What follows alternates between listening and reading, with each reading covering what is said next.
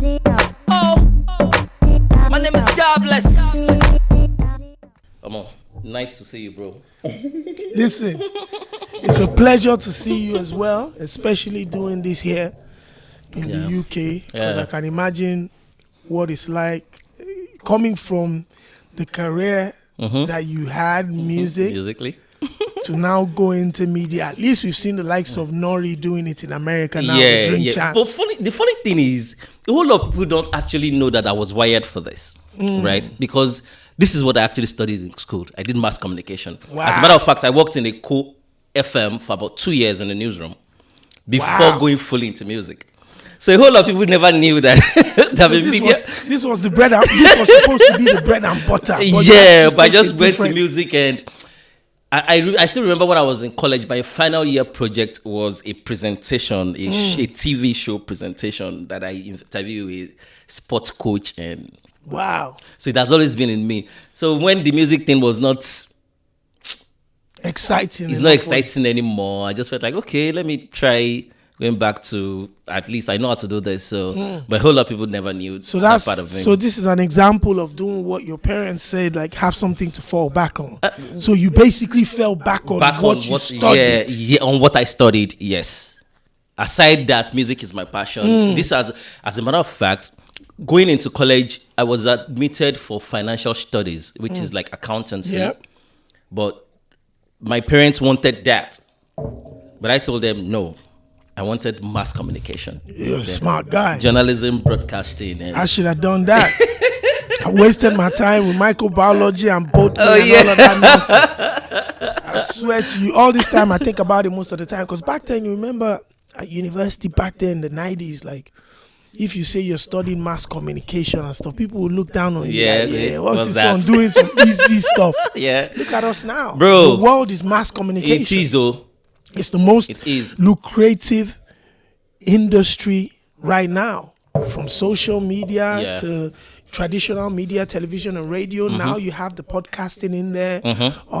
Obviously, you see what the TikToks and Instagrams, and Facebook and all of that's doing. Crazy. Now they have, Facebook has TV shows, podcast shows, whatever streaming on there. You see what Spotify and Apple are doing. It's even crazy that it's funny that Facebook pays a whole lot. A lot of money. One of my friends, he's basically dumped his YouTube channel that was paying him thousands of pounds a month.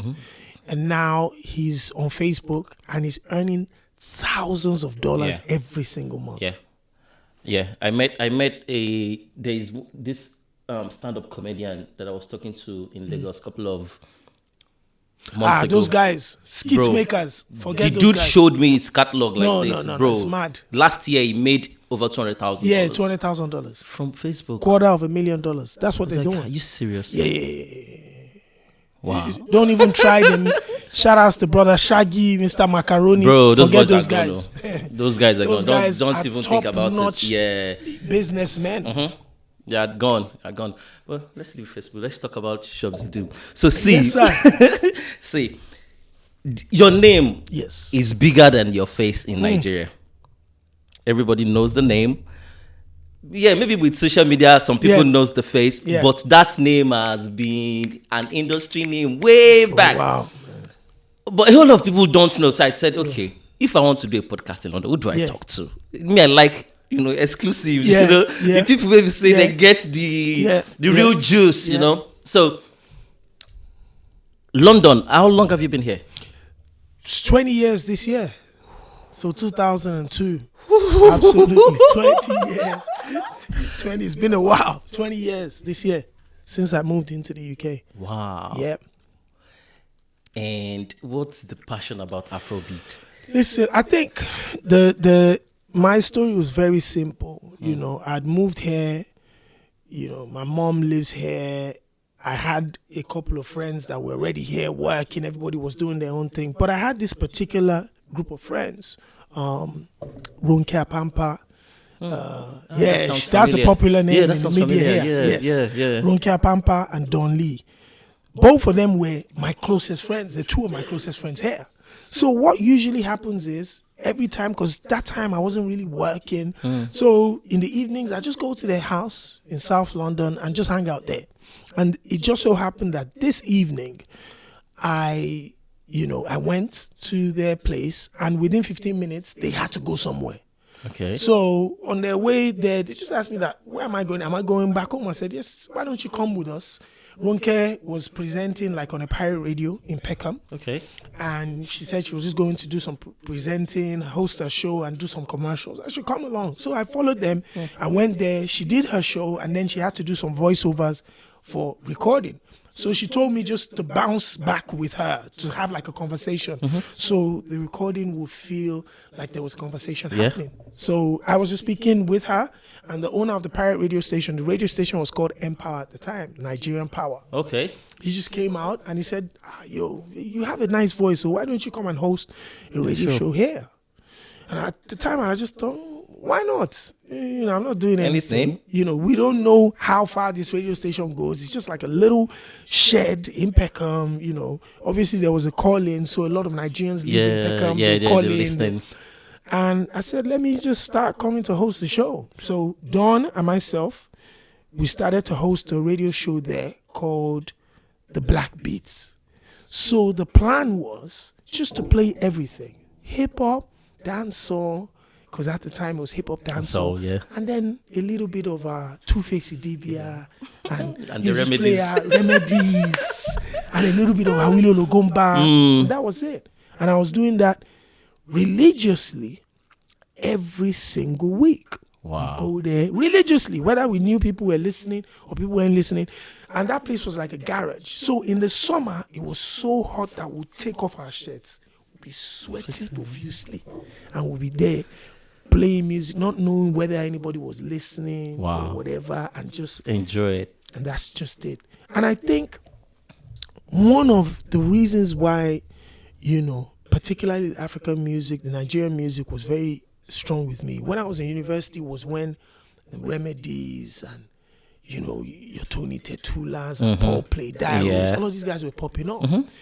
And even though some of us at the time, you look down on kind of like Nigerian pop music, like the production wasn't this, but we connected with it so much that it became our own generation. Yes, that was our own cool. I remember going back at university. I went to University of Ado Ekiti and Osua at the time. And I'll go to people's houses and I'll take my own tape. So I had my own Remedies at my back pocket. So when I come to your house and you're playing music that I wasn't too sure, I'll just remove my Paul Play or play this one. So I always had that pride, particularly for those artists. There was a group of artists, Plantation Boys, Remedies, Paul Play, I Love My Dari. It was that group. Black Tribe, Rough Road, Tribesmen. That crew.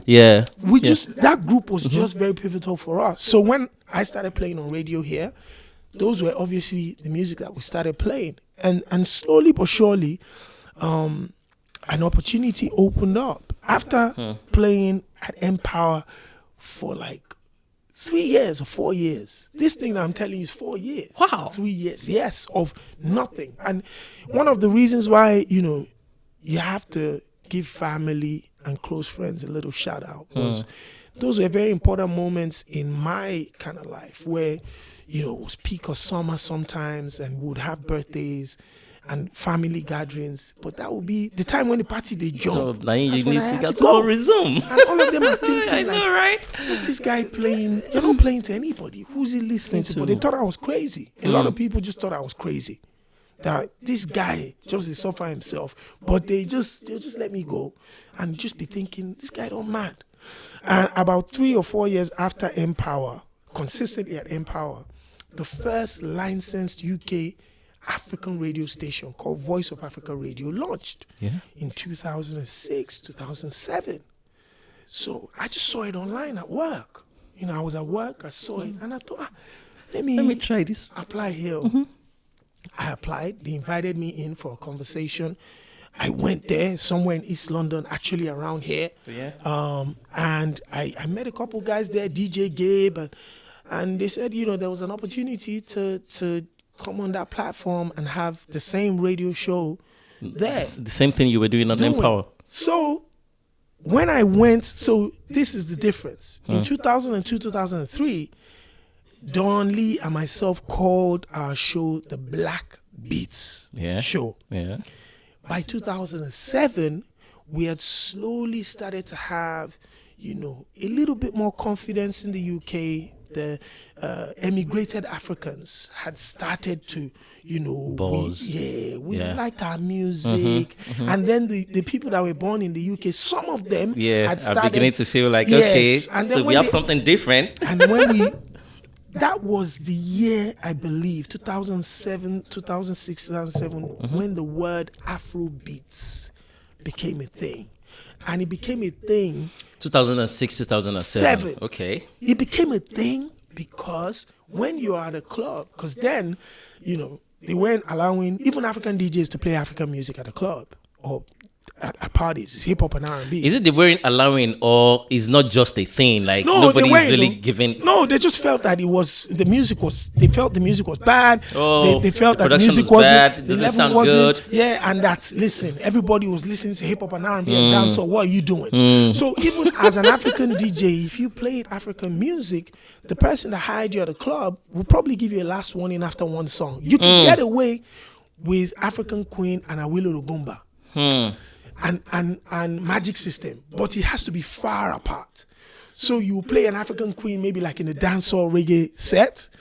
You drop Awilo Lugumba, give it another break, and then you could give them Magic System. But once you do that, the person will come and tell you that your last warning, and you could be fired on the spot. That's how bad it was. Whoa. But by 2007, P Square had come into the game. And P Square, they did something quite early on that a lot of artists are actually just doing now. Okay. Which is they came into the UK and they actually spent time here. They shot about 4 or 5 videos here. This not temptation and a little confusion. Okay. They shot those videos here. Yeah.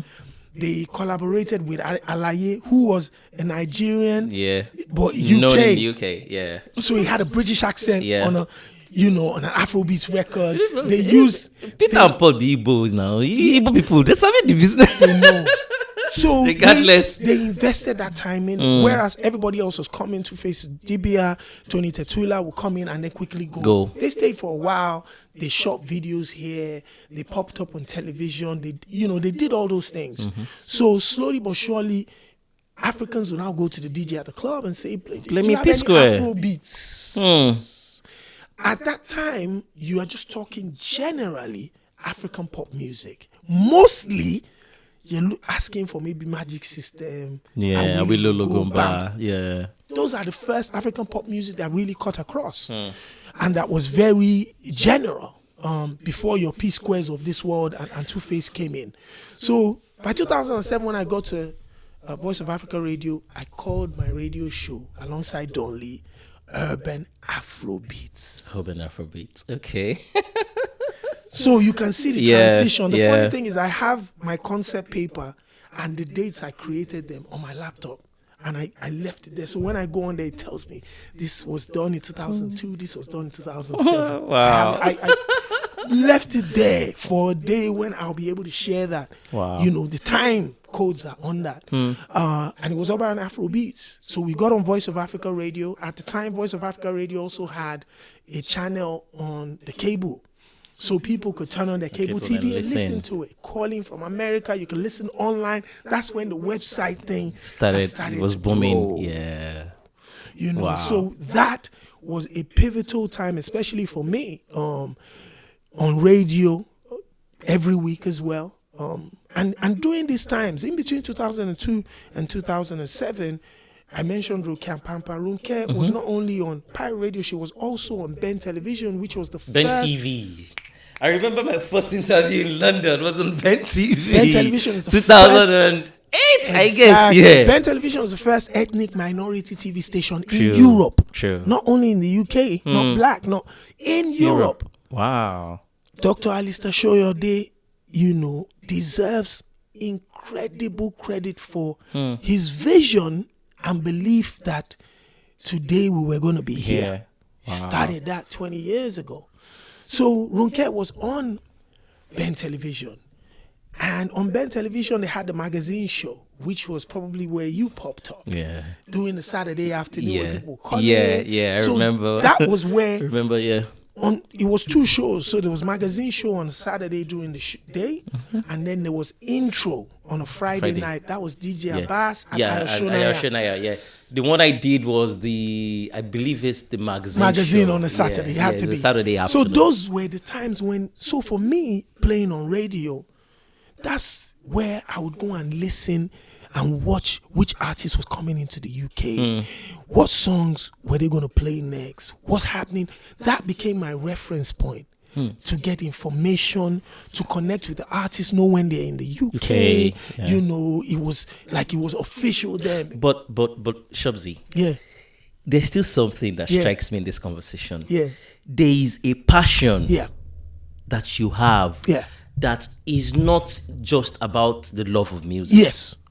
Like you're so passionate about Afrobeat, like till date, and it's been happening since then. Like, where does that passion come from? I think that comes from my upbringing. I think that comes from family. You know, I was born... Music background? No, I was born and raised in Ibadan. My father's a medical doctor. You know, like born and raised in a household that you would never really... it was what you would call like an Ajebota type of household. Okay. You know, travel to America, UK, all of that type of stuff. My father traveled everywhere in the world. Korea, Japan, on holidays, all that from when I was young. However, there was a big switch that happened in 1989 in my house. My father's always been a medical doctor who owned a hospital and was very straight with his life. Everything was well planned out. Everybody goes to school, you do this, that. But in 1989, he decided to go into politics and start to compete for governorship of Ondo State. Ondo? Originally, but eventually we ended up at Ekiti State because because of the split. Exactly. So he started. So he's originally from Ondo. So he was originally Ondo State. Because when they split, but when we split, we're now Ekiti State. And when he got into politics, so this is a man that I've known as one of the most incredible speakers, orators of English. His command was fantastic. My grandfather studied in the UK, my grandmother, all of that stuff. But when he decided to go into politics, he decided to connect with his real Yoruba Ekiti heritage. That was when actually my father increased his Yoruba speaking. Yes. Because he now had to speak publicly. Yeah, because he needs to speak to a whole lot of people. People. So he had to deep into his background, into his heritage, into his culture, and really, really pull that out. And not only was he showing that on the political field, it's happening in the home. It was happening. Because there's no how he's going to do that. He's not going to influence his kids anyway. It was happening at home, and we always had something. So I'm from Efanla in Ekiti State. Ever since I was born until I moved into the UK, I never had spent Christmas anywhere else apart from my hometown in Efanla. Wow. So we go to Efanla at least 3 or 4 times a year. At Christmas, we do something that is so unique. I don't even think a lot of people do it nowadays, but I'll tell you what it is. Okay. So we bring our whole family together, extended family, and then everybody has to stand up and introduce yourself up to great. So for me, it will be Emini Adesope Olajide, tó ń ṣọmọ Adekunle Olajide, tó ń ṣọmọ Michael Adeniran Olajide, tó ń ṣọmọ Olówólàgbà, tó ń ṣọmọ Fabi. That's like the lineage. Whoa. So I've been doing that since I was a baby. Wow. So even though we had all of this exposure, my father also was always deep rooted in his culture, and he always wanted us to remember where we're from. And he also subconsciously made us very confident of our background.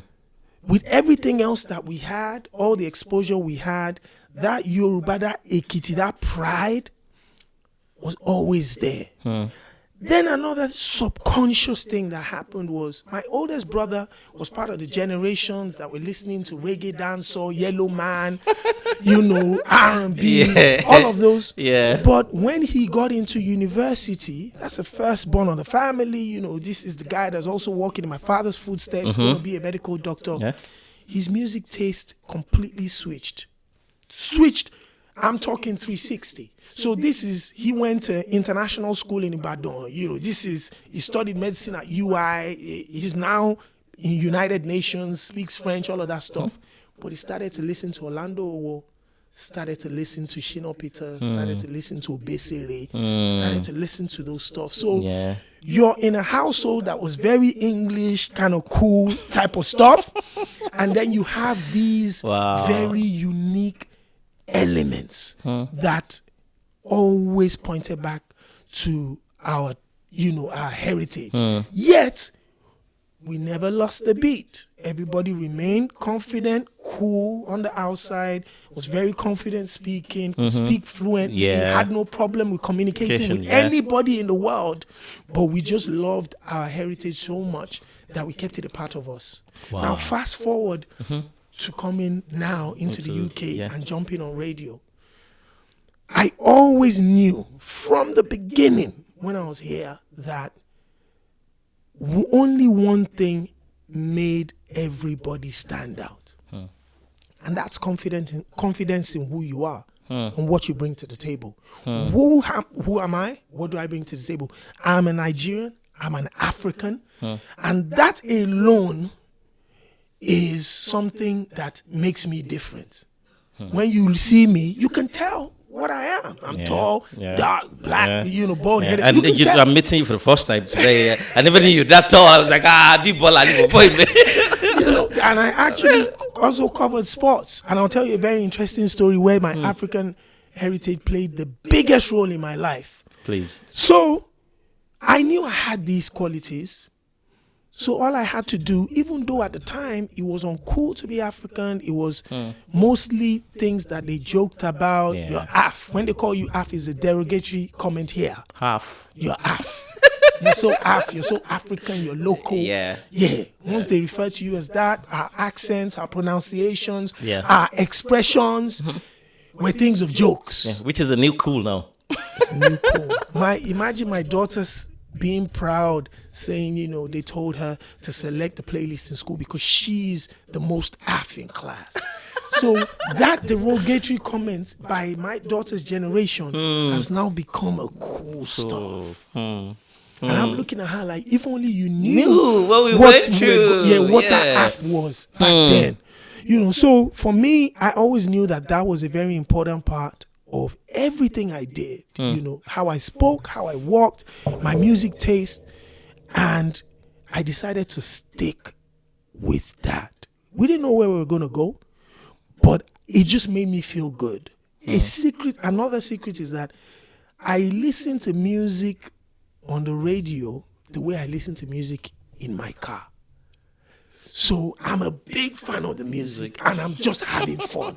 So I can't do it anywhere else. In your house, you can't really go crazy. The missus is there or family members are living with my mom. You can't just be loud and boyish like that. Yeah. But in the car, when I'm alone, I can do that. And when I'm in the radio studio, I can do that. So it was an opportunity. It was a way of life that's completely different to what I do. I work in the civil service. I've worked in the civil service for 20 years.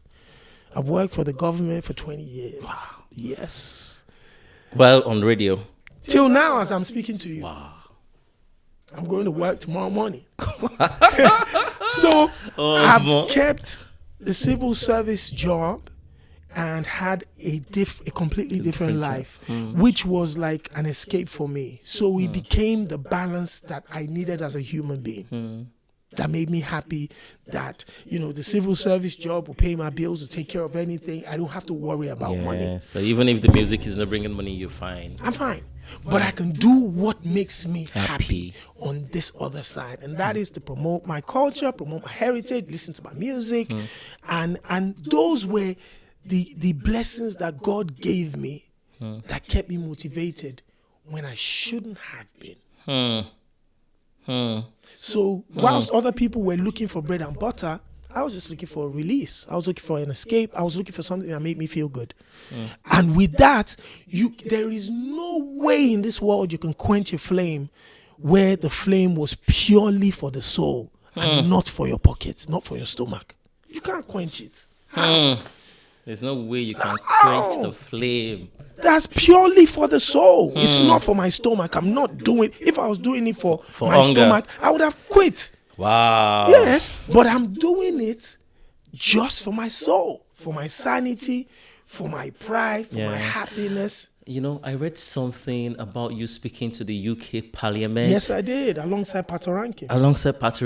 About Afrobeat. And I'm like, are you serious? He took it to that level. How was that experience? What were you thinking? How were they looking at you? Listen, shout outs to the Afro Nation crew, the Echo Talent. You know, they got a call that, you know, the UK Foreign Ministry was spending a day discussing Africa, particularly Nigeria, and various options within that space, and looking at how to assist and develop, you know, whatever they could do. For real? And Afrobeats. What you don't know is every year the UK foreign government, they send money to Nigeria for security, for youth development, for I'm sure for infrastructural support every year. Yes, millions of pounds for security and for youth development. Yes, take that to the bank.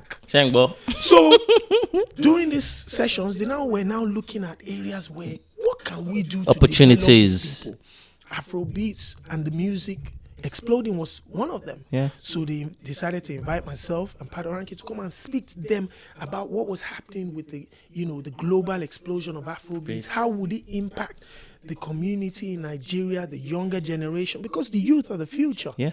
You know, this is the new oil. African music, Afrobeats, Nigerian music is the new oil, in the country. You know, the opportunities is given. Look at the likes of Burna Boy, the amount Wizkid. I'm still coming to that.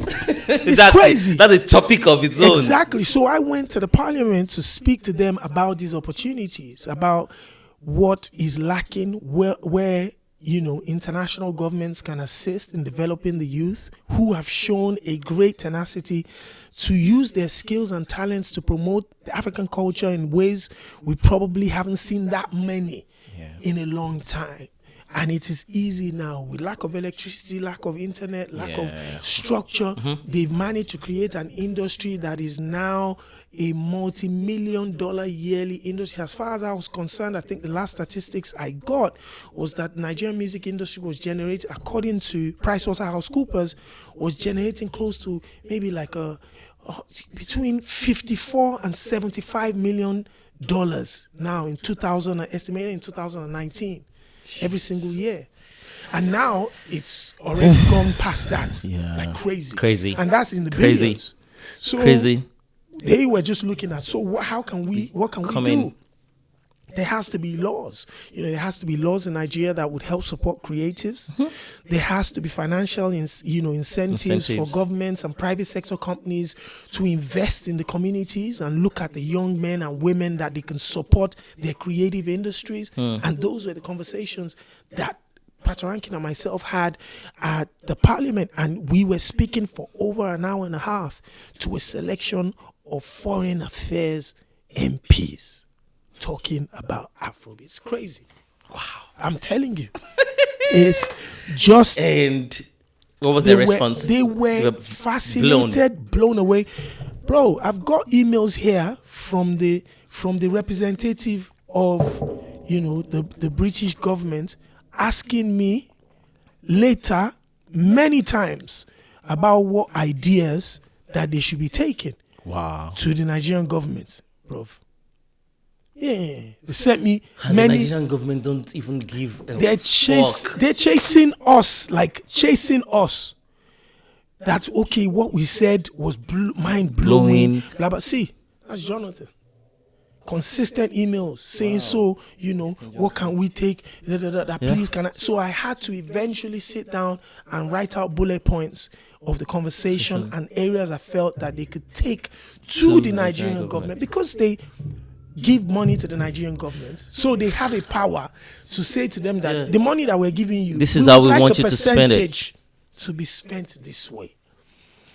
So that's what they wanted. Baba, is it not insane that the root of the Afrobeat itself, in Nigeria, that is the base, does not even have a structure around it, right? And people internationally are seeing the benefits. Are seeing the benefit. They're making a whole lot of money from it.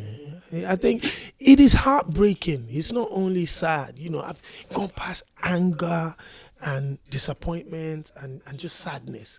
It is heartbreaking because the people that are sitting on it don't. I think, to be fair, I believe there are probably governors in Lagos State, like Ambode, from what I heard at the time, you know, pulled the entertainment industry really close and was working very close with them. Obviously, you know, people have their different agendas and ideas, but I still believe that somebody like that, you just need a few of those type of people that saw that all you needed to do was invest a little bit in this industry, and those young people will feed themselves. Are you telling me that every local government in Lagos State having a creative center that had studios at affordable rates that young people can go into to create, and, you know, constant electricity, just get one of the companies to put solar system on there? Well, bro, do you know what will be coming out of Nigeria? It is the new oil. You know, I want to remember what I was talking to that was saying that even if they want to do tours, right? Yeah, they can't. They can't, because the facilities are not there. So the structure is not there to do tours. I was having a conversation with Diamond Platinums from Tanzania, and he told me that his president is actually just building performance centers in Tanzania at the moment, like 2 big places. So I now said, this is a private conversation I'll share. And I said, okay, so if the Tanzanian government can build 2 in maybe Dar es Salaam, the Kenyan government builds 2 in Nairobi, the South African government builds 2 in Johannesburg. I believe those ones even have already. So what will now happen is an artist from any part of Africa can go on, let's even say just a conservative estimate, 8-country tour. Yeah. Very easy. Very easy. Ivory Coast and Nigeria are very close together. Ghana and Nigeria is very close. They can take tour buses, but the roads don't facilitate that.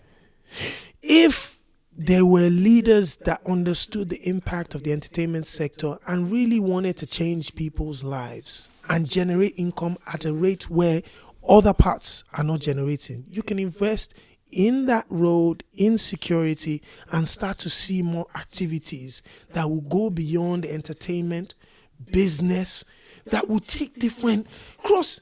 But again, we need certain people in those places that have this vision, that have this passion.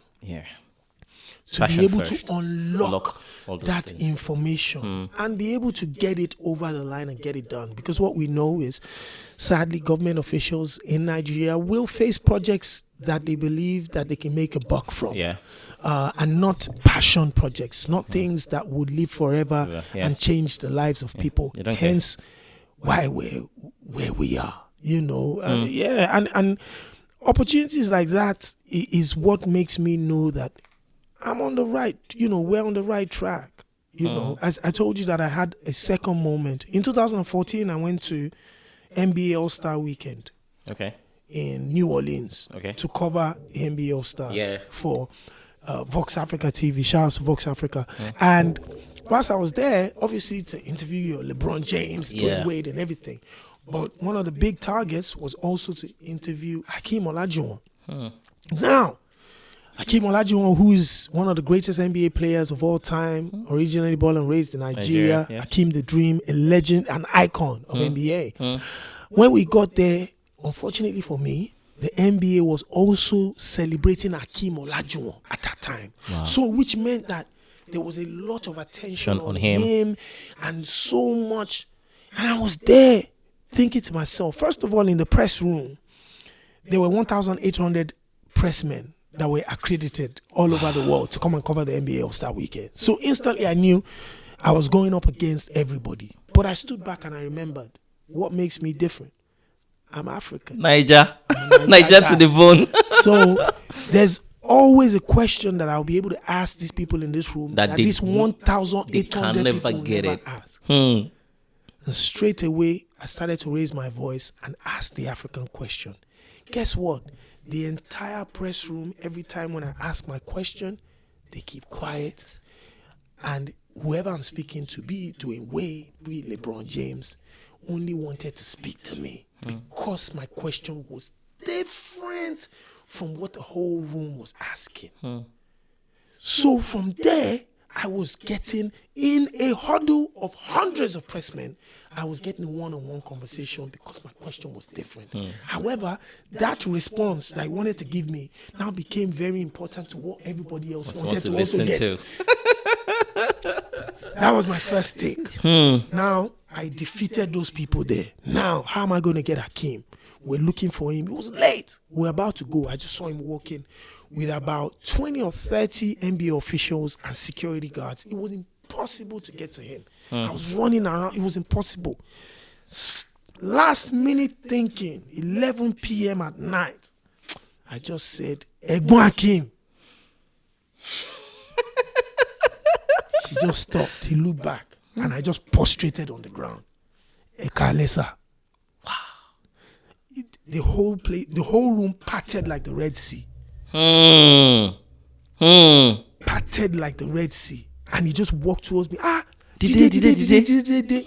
Straight away, in the midst of close to 50 people, I started to have a private conversation with one of the greatest basketball players of all time. And nobody around us could understand what you were saying about. So they didn't know whether this is family, this is friend, or an interview. They didn't know what it was. Wow. He pulled me off the ground and he said, kí ló ń ṣẹlẹ̀?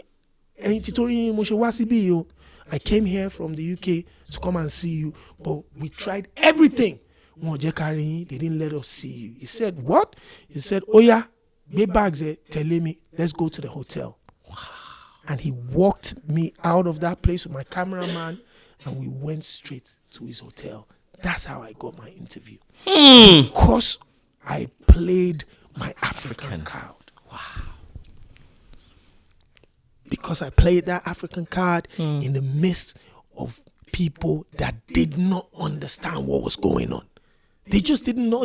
So everybody was just security. Everybody stood aside because they didn't know whether it's his son, is it a family member, and we continued that conversation purely in Yoruba. Shabzi, is it not insane that this same language, the same African language, they try to put it away. They put it away, and even if you're in back home. even back home, so they will tell you are speaking vernacular. Want to know Elilori? Yeah, they've got it wrong. That's one of got it wrong. That's one of the first things I hear that I also made sure I passed on to my kids. Speaking Yoruba with them 24/7. Same thing I do. Because I said that's what makes them special. That's what makes you special. That's what makes you special. That's what, connects you with your heritage. So you don't say that my parents are Nigerian like other people say. Yeah, I am Nigerian. That's what you say. Because everything. Oh, wow. Yeah. I mean, I speak to my son. My son has never been to Nigeria. He's born in America. But he's 10 already. Yeah. He speaks Yoruba fluently. Yeah, he speaks this because that's what I speak to him. That's it. And then they've now they've now connected to the music and the skits. Imagine. Yes. I took my daughter. Now they understand it even without you beside them. When they watch a Nigerian skit, they understand everything. My 7-year-old went to school in Essex and told them in school that my father knows Wizkid. They told him no. He came home. The video went viral on TikTok. Everything blew up around the world. He said he came home. Proof. Yeah, I've got the video here. TikTok blew up everywhere. I need proof that you know Wizkid. Smade had to print a picture of me and Wizkid and laminate it. I gave it to my son the next morning. He took it to school. He didn't go and tell them about Justin Bieber. In Essex, he told them about Wizkid. That's how proud. I take them to the concert. My daughter has gone to every concert. She's gone to O2. She's seen Wizkid. She's seen Burna Boy. She's seen Tiwa Savage. Yemi Alade has come to her house. Adekunle go come to her. So those are our own superstars. And she's born and raised here. Yeah, so it's different. And then the skit makers, shout out to the skit makers. My little girl, my baby is about 5 years old, and there's a YouTube channel she watches.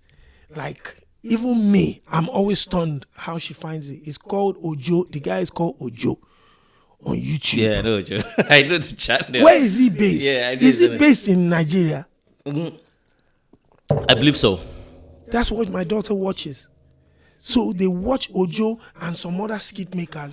That now my son, he doesn't. If you ask him, if you point to his trousers and say what is it, he doesn't know that it's called trousers till now. He's going to be 8. He calls it shokoto.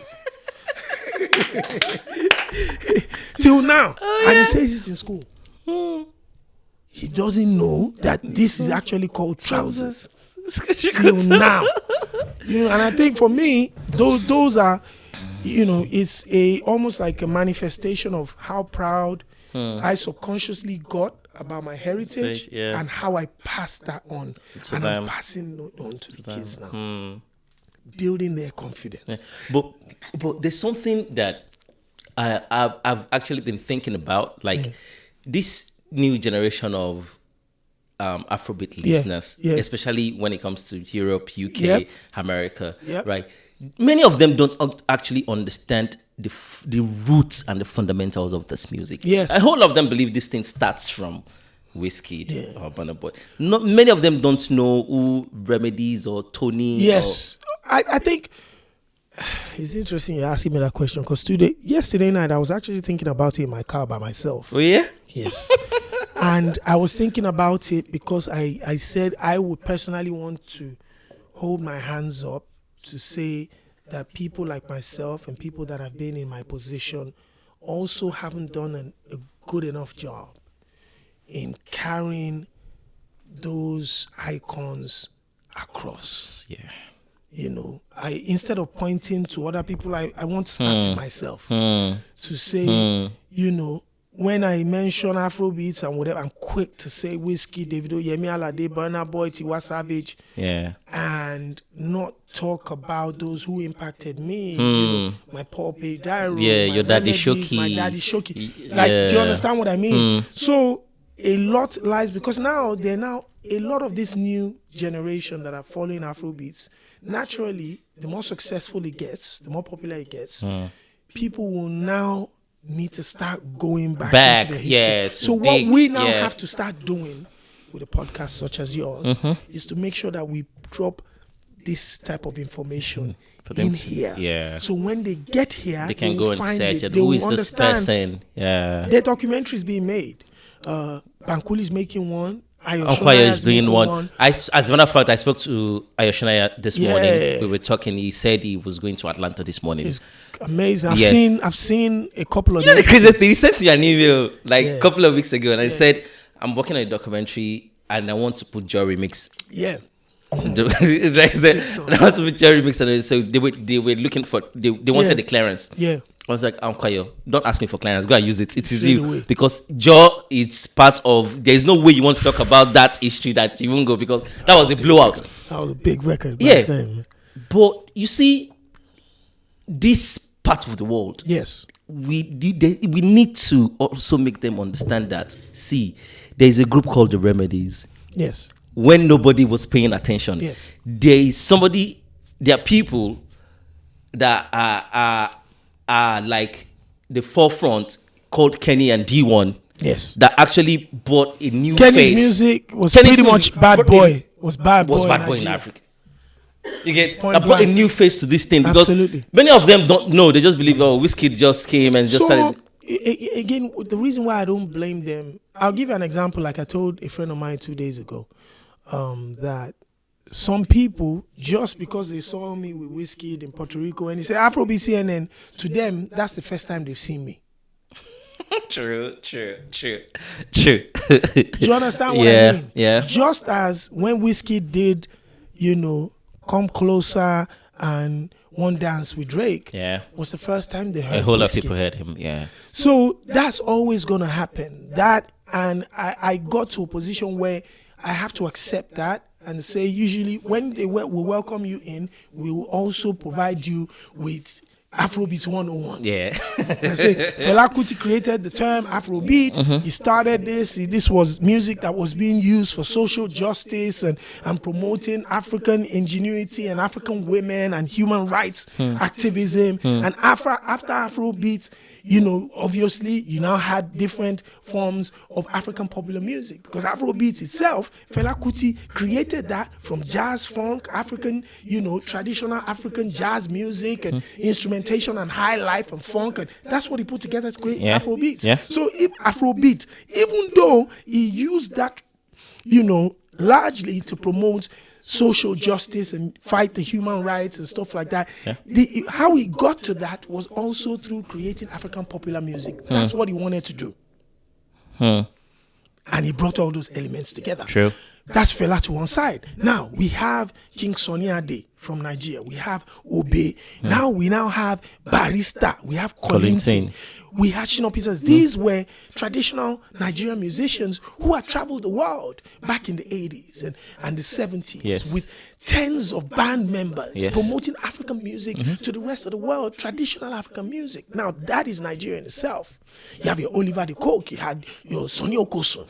Then you will now go to other parts of Africa and look at the same kind of equivalent, your Daddy Lumbas, your Papa Wembas, your Angela Kijos. You look at all those Hugh Masekelas, Maria Makebas. You look at Yusuf all Ndo. those elements and you try to inform people. So when they hear different sounds today, you can link it directly to specific type of genre, specific, inspirations that's come from different. So when you see a Burna Boy now, Burna Boy is a mixture of all those things, all those elements. Yeah.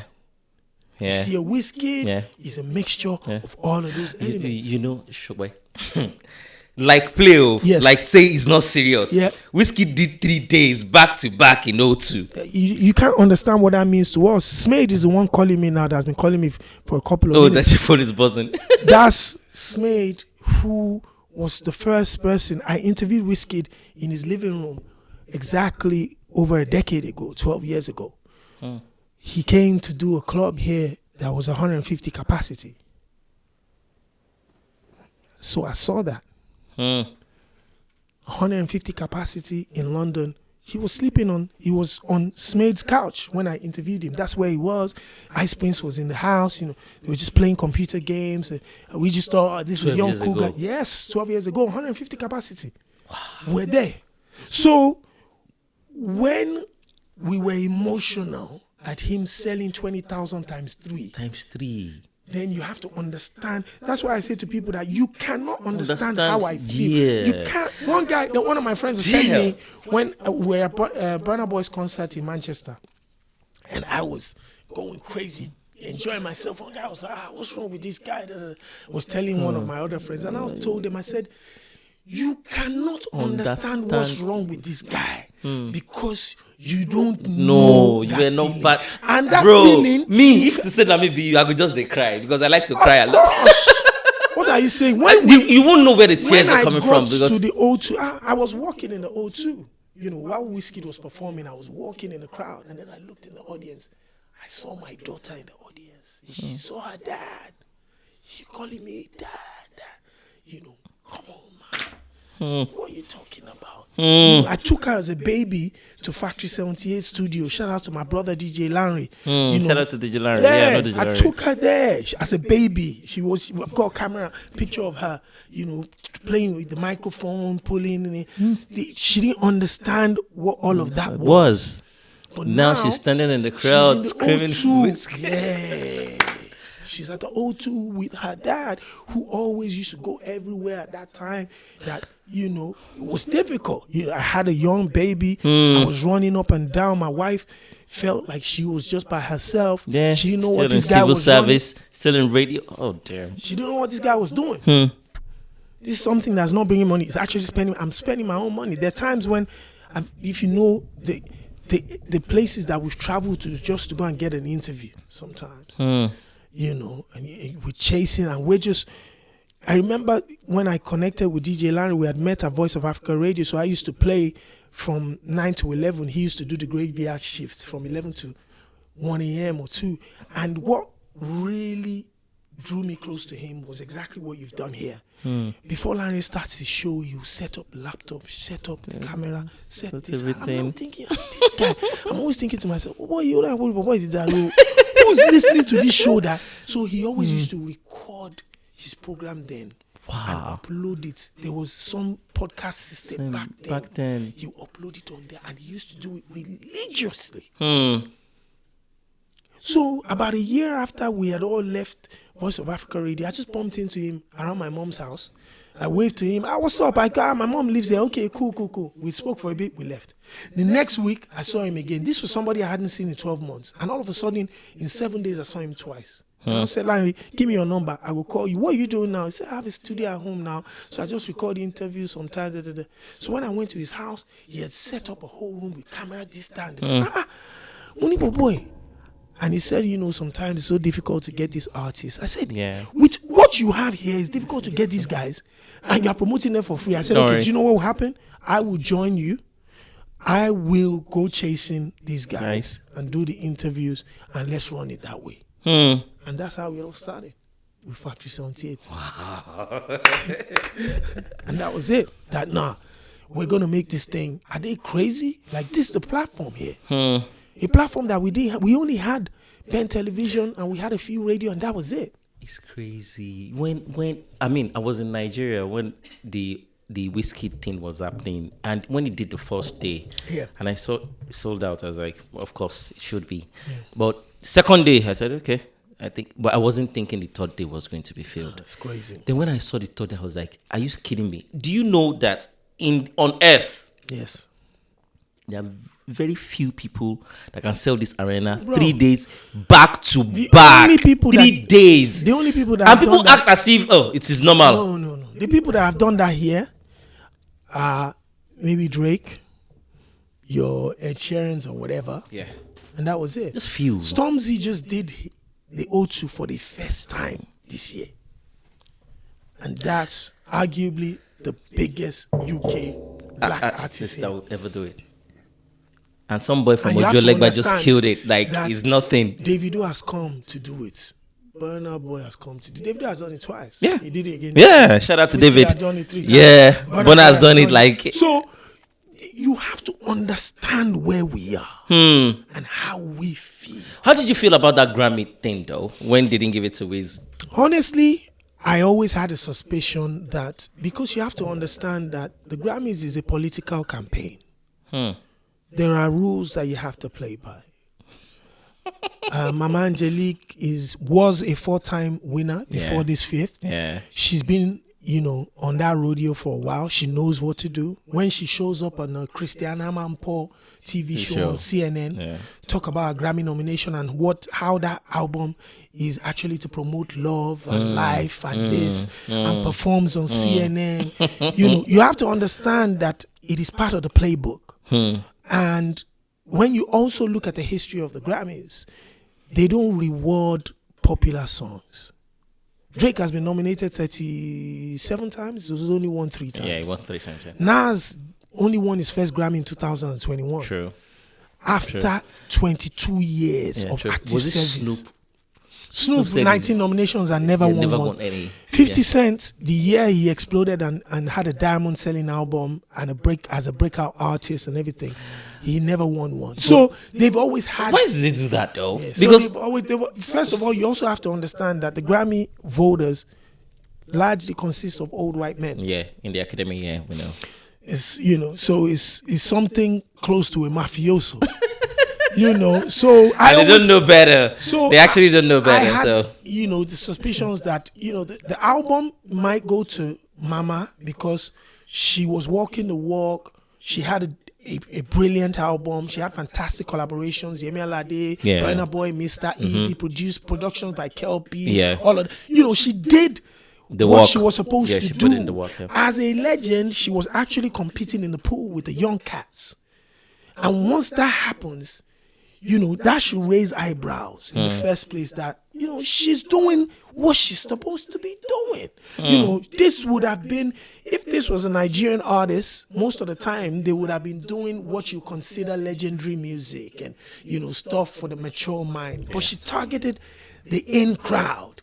She went for KLP, who just produced a Grammy-nominated album for Burna Boy. Yeah. She targeted Yemi Alade, Burna Boy, who had just come from a Grammy Award win, which she coached the year before. True. Don't forget that. Yeah, true. Burna Boy tweeted that. Just spoken to my mama. And she told me how to walk the walk. Hence why when he got P. Diddy to choreograph that album and was showing up on Sky News and CNN, he was part of the playbook. It wasn't as if Burna Boy's, everybody knows the Burna Boy's African Giant was, forget even Grammy now, was global recognition quality. Let's just say that. That African Giant album deserved global recognition because of the sonics, the production, the messaging, the artistry of the man himself on that music. Everything was top class.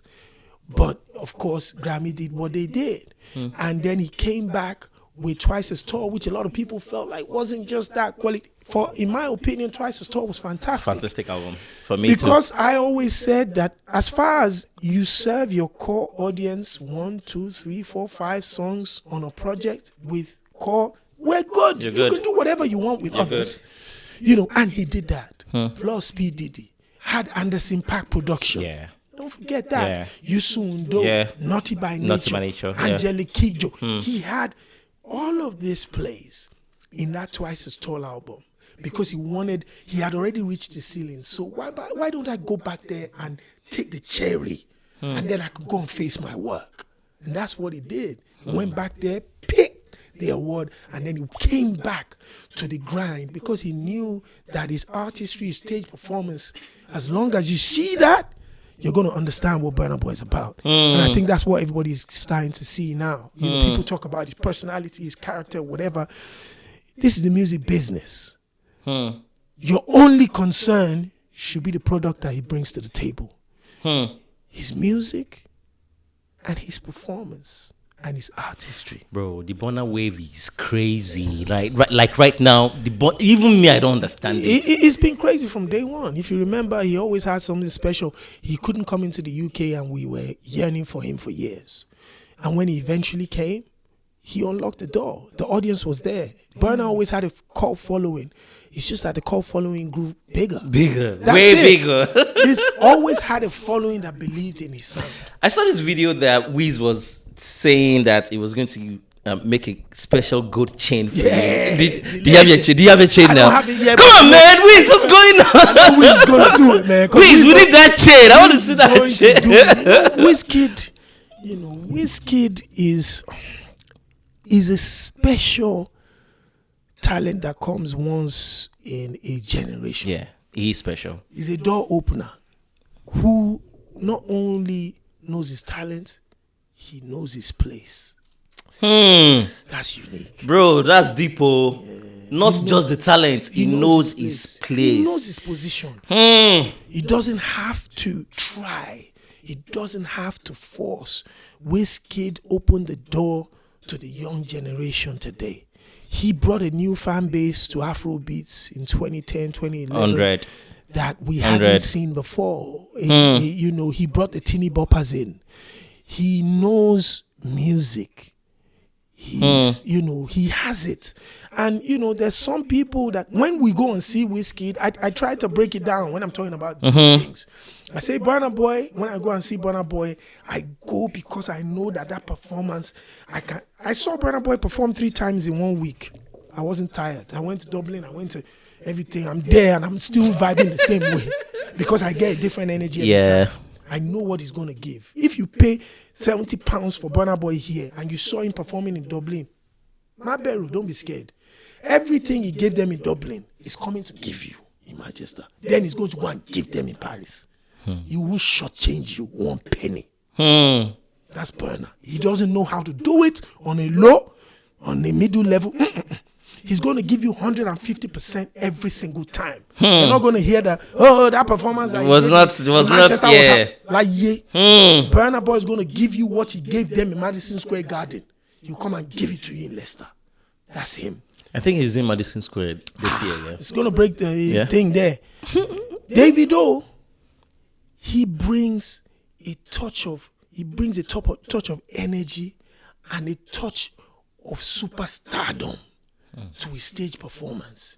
He adds that to it. When you see Davido on the stage as an Afrobeats fan, you are like, this one is my superstar because he will represent you. If I drop him in a box that's where for you. There's them PDD and all this stuff, I'm not going to be scared that I got somebody that's ready to match them at whatever energy they want to come at. If they want to, it's that energy to perform, I can bring it to the table. If I want to show you I'm a superstar, I'll let you know too. This is Atlanta, baby. Don't get it twisted. Davido's going to bring that to you.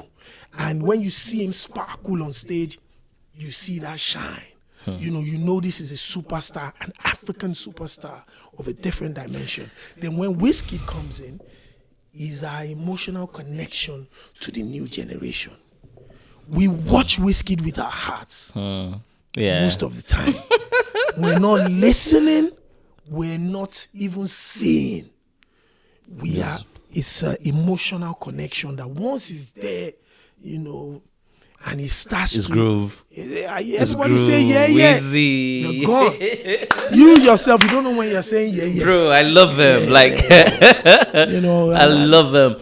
But then, most of this event, I see you on stage with a mic. You, as in, control the crowd. Then there was one day I was watching. I think it was Whiskey O2. Yeah. Then you were called the Energy God. Yes. I was like, Energy God. I'm an Energy God. Leko. There was somebody that called me this maybe like 5 years ago that, yo, man, you're just the Energy God, man. You're the Energy guy. He just said it like that. And the next time he saw me, he said it again. Oh, yeah? This guy now, serious Energy God. And that was it. Yeah. And the next time I'm on stage, everybody just started to say, you bring but the energy. Have Energy God in Lagos. My brother Dotun is Energy God too. So I was I'm trying to look, who has the most energy? My spelling is GAWD. His is GOD. GAWD, God. Okay, GOD, God. But Dotun, listen. But the two of you get crazy energy anyways. What the MCs and the hosts and the hype men are doing in Nigeria. Nigeria is a hotbed of talent, innovation, and just serious diversity. What the likes of Dotun and all of these other hype men are doing in Lagos will change the game forever. Absolutely. They completely transformed entertainment, concerts. Yeah.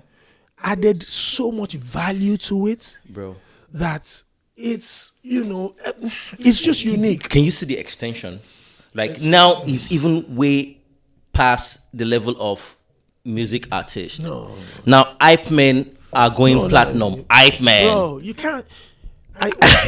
When we're hosting, shout outs to the Afro Nation crew. When I'm hosting Afro Nation alongside Eddie Cardi and Co, we're spending 8 hours on the stage, bro. Yeah, we'll get on stage at 4 and we don't leave the stage till 1 a.m. 4 p.m. to 1 a.m. Yeah, we'll be introducing the acts, we'll have different sets. And still pop. Yeah, and we'll do that for 3-4 days straight. So you talk to me about the work. You're putting it in. I see Dotun in Nigeria. I see all those people. But you guys have done a whole lot. Shops to do, especially you. I appreciate the level at which you guys have moved this genre outside the shores of Africa and made it a big thing out here. I mean, you guys should be in the Hall of Fame. There's no way they won't. I think you there guys should be in are the a Hall lot of of Fame. people here that have done amazing stuff. Shout outs to, I mentioned them, the Ayoshona, the DJ Abbas, the Black Knights crew. Black Knight, yeah. Femi Ben TV, Ben Television itself, DJ Abrante. These DJ Abrante. He had the first show on Choice FM at the time that was playing African music, And you have to understand, DJ Edu on BBC, he's been on BBC for about 14 years now, or if not 15 years, playing African music. These people have laid some foundations that generations for life will benefit from. For life. Wizkid is doing 20,000 now. Rockbo Cocoa Bar.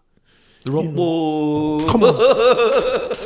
Cocoa Bar, the amount of the amount of money that they've lost in promoting events. Bringing artists. Nobody will show up. Forget it. Forget it. The amount of money, I mentioned lost. Yes. Not even made. Yes. Lost. This is money lost. There's no way. Do you know how much money they've lost in trying to do this? So those are the people that people like myself have just picked one or two things from. And like I said, a passionate flame that really wasn't about the stomach, but the heart. Yeah, the soul. Made it easy for them to carry keep going on. Yeah, everybody's carrying on. And now, before we go, I said something to Smade that 10, 12 years ago, we looked like madmen digging for gold in the bushes where other people were looking at.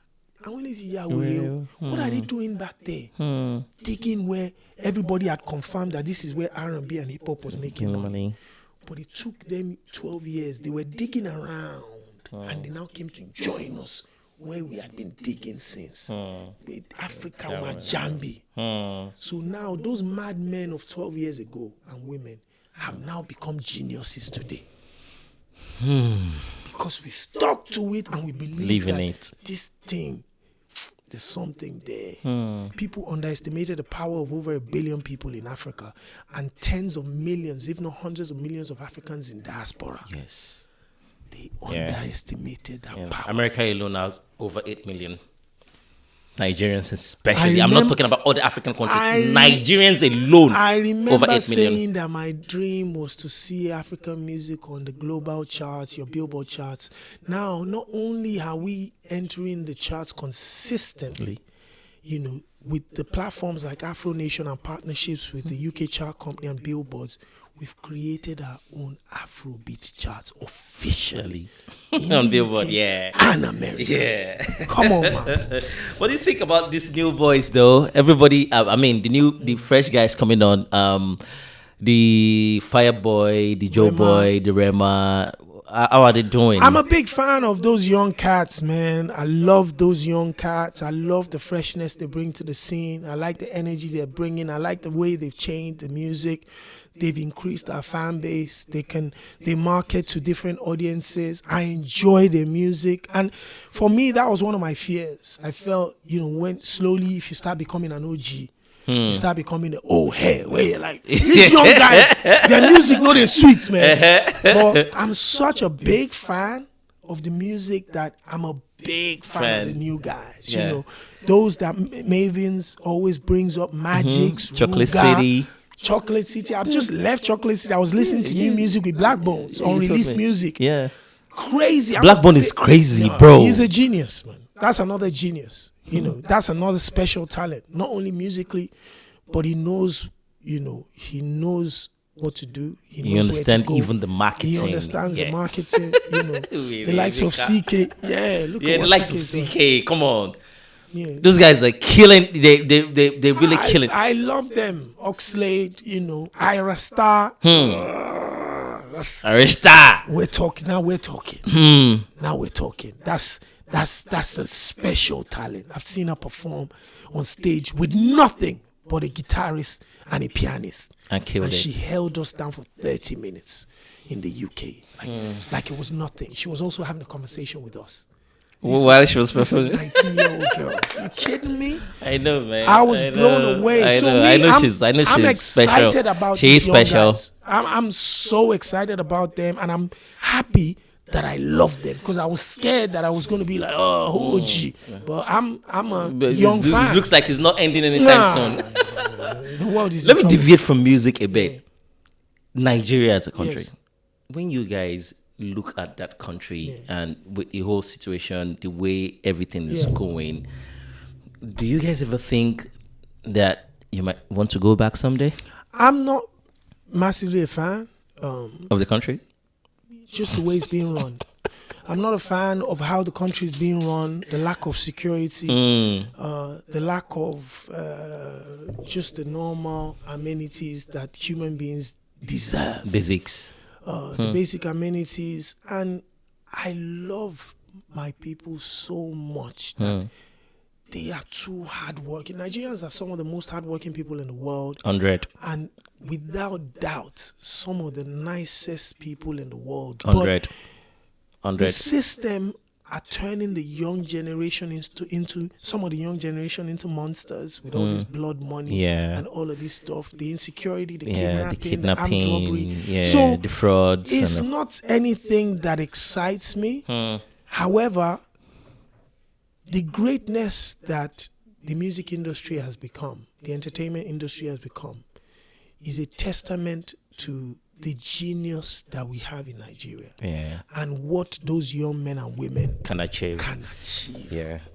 So that I just always just believe. I'm just holding on to those guys. Sincerely, even me, I used to feel like they never saw it coming.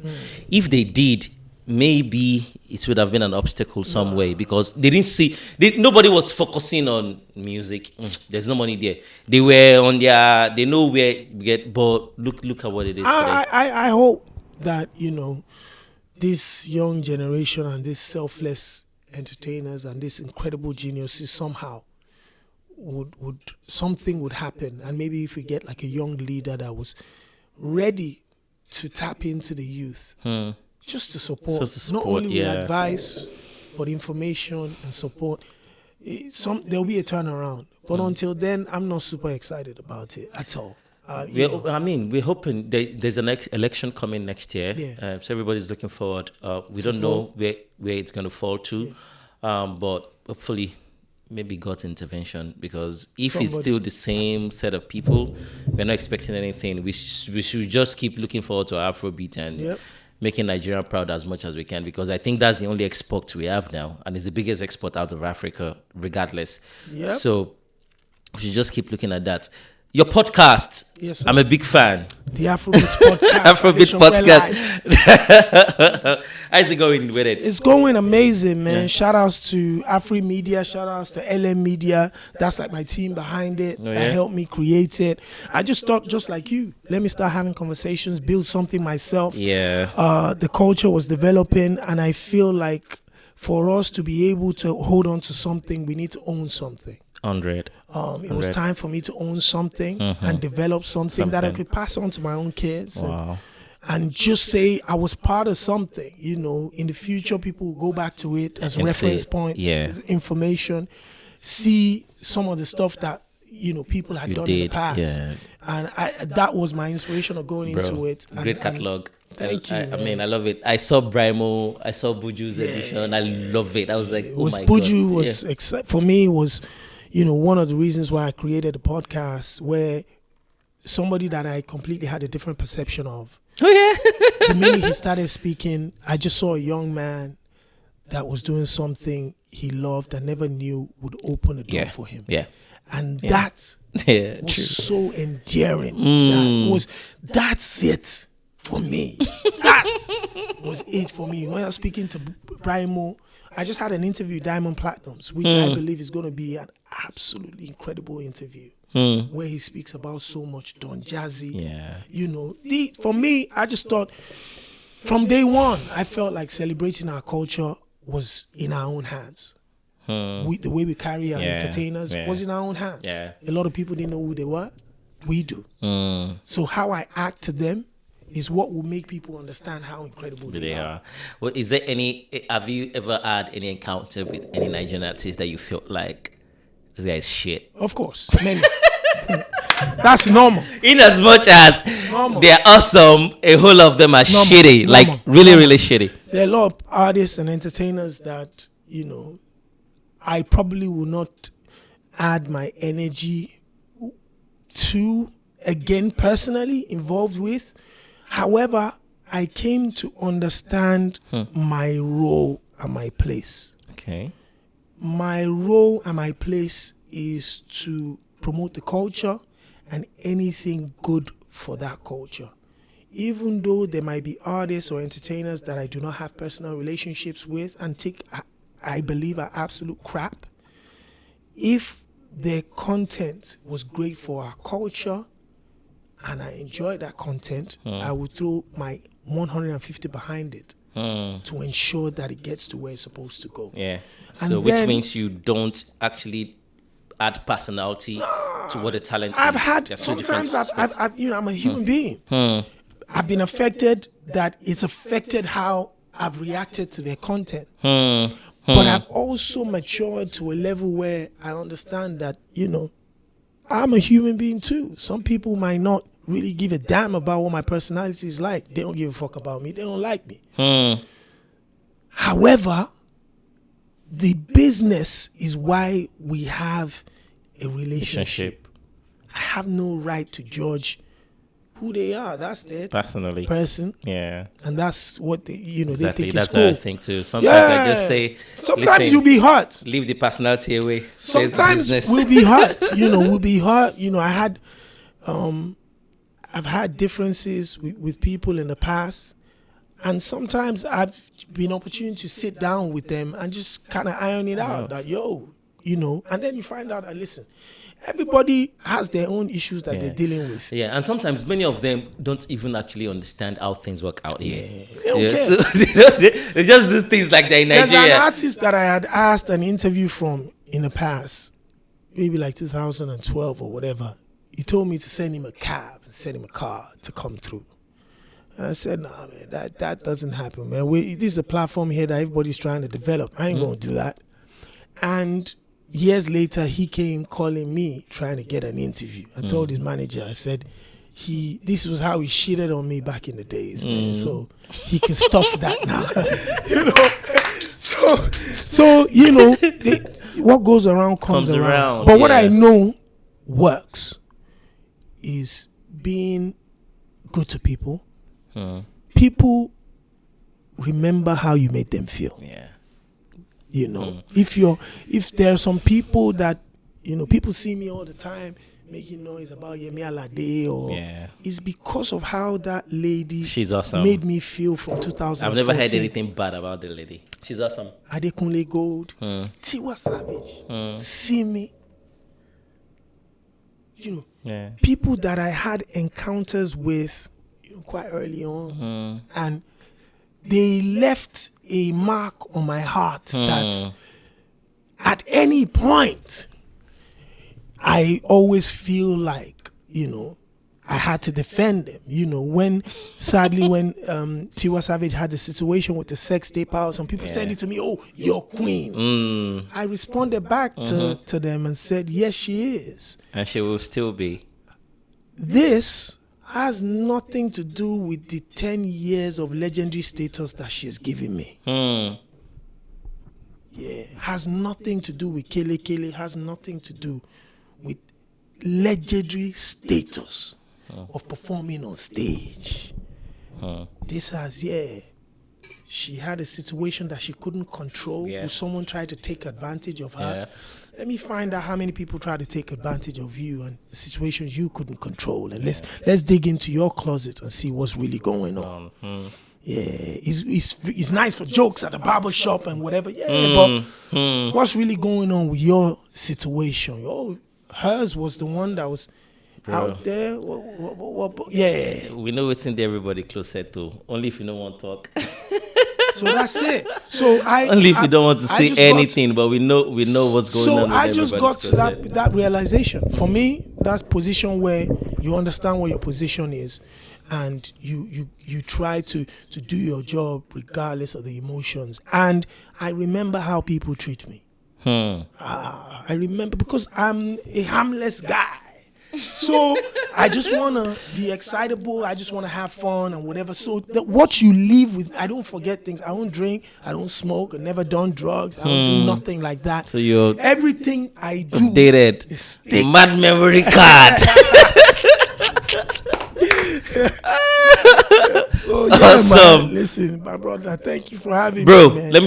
Let's give them your social media.